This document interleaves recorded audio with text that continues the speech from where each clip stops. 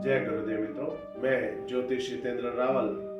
आज हम बात करेंगे एक नए टॉपिक में जो आज की प्रचलन में बहुत ही ज्यादा चल रहा है। वो है वशीकरण। क्या है वशीकरण और इसके करने से क्या होता है? वशीकरण एक ऐसी विद्या है, मोहिनी जिसको बोला जाता है। अगर वो किसी पे कर दी जाए तो वो इंसान पूरी तरह उसके वश में हो जाता है। आजकल हम देखते हैं कि कई वर्षों का माता पिता का प्यार भूल के अपनी कन्या किसी और के पीछे चली जाती है। जैसे अपनी बच्ची है, उसको हम बड़ा करते हैं और वो अचानक किसी और के लिए अपने माँ बाप को भूल जाती है, इतने सालों का प्रेम भूल जाती है। आखिर ऐसा क्यों होता है? ऐसा होने का कारण है एक ही चीज, वो है वशीकरण। सम्मोहन विद्या अगर किसी पे कर दी जाए तो कैसा भी आपका अपना क्यों नहीं हो, वो हमेशा के लिए आपसे नफरत करेगा और वो उसी से प्रेम करेगा जिसने उस पे क्रिया की है। इसलिए आज इस टॉपिक पे बात करेंगे और कौन कौन सी विधि द्वारा ये वशीकरण किया जाता है। जो आपकी जो चीजें रहती है उनमें किस किस चीज पे ये वशीकरण द्वारा आपको सम्मोहित किया जाता है। अगर किसी को भी वशीकरण करना है तो कोई भी उसके बाल ले और बाल लेके उस पे वशीकरण किया जा सकता है। दूसरा है उसका फोटो। तीसरा है उसके कपड़े या उसकी कोई भी चीज।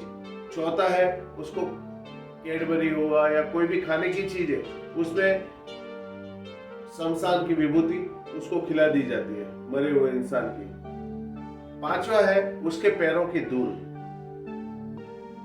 और छठा है उसको पीने की चीज में कुछ भी मिला के दे के ये पिलाया जा सकता है। तो ये सब क्रियाएं सब किस हिसाब से होती है?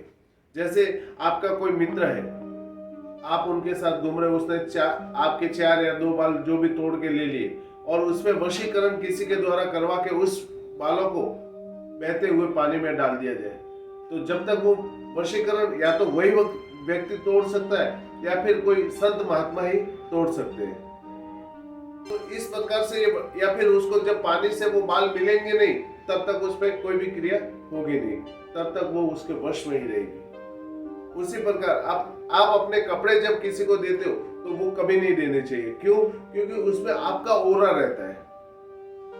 तो इसके कारण वो कोई भी व्यक्ति आपके ओरे के कारण आपके वस्त्रों के द्वारा आपको वश में कर सकता है। तीसरा आपका फोटो। अभी फोटो में एक ऐसी है कि उस पे जब तंत्र क्रिया की जाए तो वो सीधा आपके शरीर पे ही हावी होगी, आपके दिमाग मन मस्तिष्क में हावी होगी। चौथा, अगर जैसे मैंने अभी आपको बताया कि मरे हुए इंसान की राख को अगर अभिमंत्रित करके उसको अगर किसी को खिला दी जाए तब भी वह व्यक्ति उसी के बस में ऐसा हो जाएगा कि आप कि एक पल के लिए नहीं सुनेगा। चाहे आप मरो करो कुछ भी करो, वो सुनेगा नहीं। तो जब तक उसके अंदर से वो विभूति बाहर नहीं निकलेगी तब तक वो क्रिया खत्म नहीं होगी। जो किसी को पिलाया जाता है तो पिलाता है तो उसमें भी वैसी ही क्रिया करके किया जाता है। तो ये सारी क्रिया उसमें करने के कारण वो व्यक्ति सामने वाले के वश में हो जाता है। कभी कभी एक सिंदूर आता है जो कामड़िया सिंदूर के नाम से उसको पहचाना जाता है। वो सिंदूर कामाख्या में मिलता है और वही सिंदूर के कारण उसको अगर अभिमंत्रित करके उसका अगर कोई टीका लगा के भी जाता है ना तो भी सामने वाला वशीभूत उसके हो जाता है। लेकिन वो तब तक रहता है जब तक वो उस व्यक्ति उसके सामने रहता है। अन्यथा जो ज्यादातर लोग हैं वो ऐसे खाने पीने की या कपड़े पे या बालों पे करके उसको वश करते ताकि उसका वशीकरण जल्दी नहीं टूटता है। उनकी जो मुद्दत दी जाती है उस मुद्दत तक वो उसका कार्य करता रहता है। इसलिए कोई भी व्यक्ति आज के समय में किसी से भी अगर हमदर्दी या दोस्ती करता है तो ये पहले सोच ले कि वो कौन है, वो कैसा है, उसके बाद ही उनसे दोस्ती करे। क्योंकि ज्यादातर हम देखते हैं कि लड़की तो बहुत खूबसूरत होती है और लंगूट जैसा लड़का भी हो जाता है। तो वो वशीकरण के कारण ही ऐसा होता है। इसलिए अपनी कोई भी चीज या किसी से भी दोस्ती करने से पहले 100 बार सोचो और उनसे जितनी हो सके उतनी दूरी बना के रखो।